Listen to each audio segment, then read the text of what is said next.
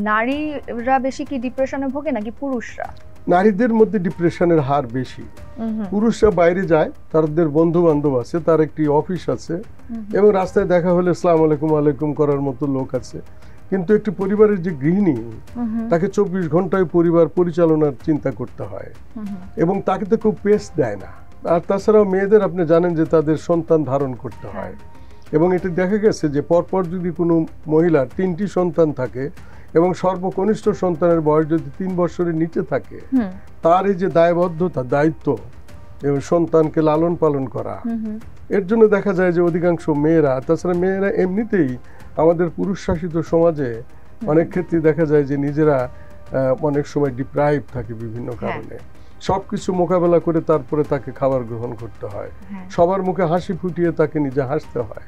তার ফলে দেখা যায় যে তাকে দেখার মতো কেউ নেই, সবাই তো তাদের নিজের জীবনকে নিয়ে ব্যস্ত।